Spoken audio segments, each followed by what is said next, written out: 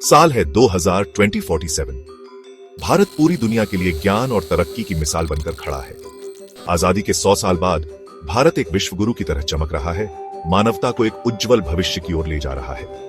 ये कोई दबदबे की कहानी नहीं है, बल्कि धर्म की कहानी है, जहां प्राचीन ज्ञान आधुनिक तरक्की को आगे बढ़ाता है। भारत का सफर दृढ़ता और पुनरुत्थान का सफर है। अपने सनातन जड़ों को अपनाते हुए और भविष्य में आत्मविश्वास से आगे बढ़ते हुए भारत ने वैश्विक नेतृत्व के लिए एक अनोखा रास्ता बनाया है।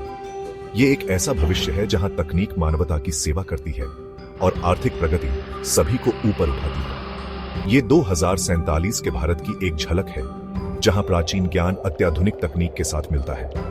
ये एक अरब सपनों की भावना का प्रमाण है, जो अब एक जीवंत वास्तविकता है।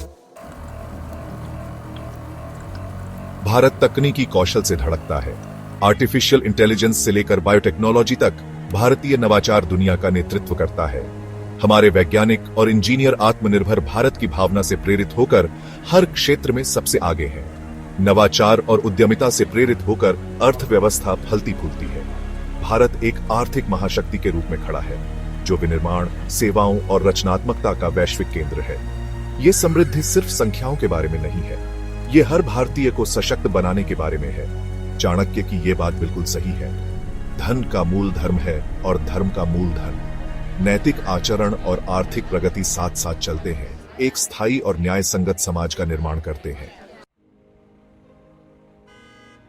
2047 में भारत सभी नागरिकों के जीवन की बेहतर गुणवत्ता को दर्शाते हुए एक उच्च प्रति व्यक्ति आय का आनंद लेता है। बुनियादी जरूरतें सभी को मिलती हैं। हर भारतीय के पास अच्छी स्वास्थ्य सेवा, शिक्षा और एक सम्मानजनक जीवन की सुविधा है। यही हमारे राष्ट्र की प्रगति का असली पैमाना है।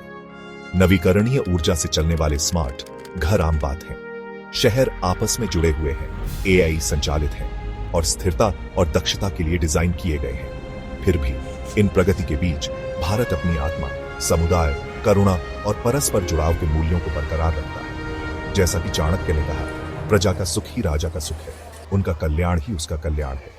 यही सिद्धांत भारत की यात्रा का मार्गदर्शन करता है। यह सुनिश्चित करता है कि प्रगति हर नागरिक को लाभान्वित करे।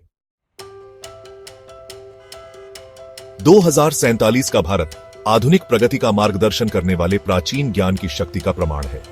हमने अपनी विरासत, अपनी संस्कृति, अपने सनातन धर्म को अपनाया है और इसे एक उज्जवल भविष्य बनाने की नींव के रूप में इस्तेमाल किया है।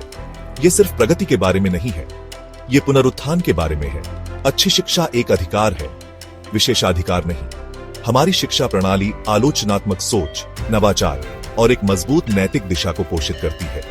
हम भारतीयों की ऐसी पीढ़ियां तैयार कर रहे हैं जो अपनी पहचान में आश्वस्त हैं और ज्ञान और करुणा के साथ दुनिया का नेतृत्व करने के लिए तैयार हैं। यात्रा यहीं खत्म नहीं होती। ये तो भारत के उत्थान की शुरुआत है। हम दुनिया के लिए आशा की किरण के रूप में खड़े हैं। इस बात का एक चमकदार उदाहरण है कि कैसे एक राष्ट्र अपने अतीत को अपनाकर और भविष्य में आत्मविश्वास से आगे बढ़कर अपनी क्षमता तक पहुंच सकता है। ये वो भारत है जिसका सपना हमारे पूर्वजों ने देखा था।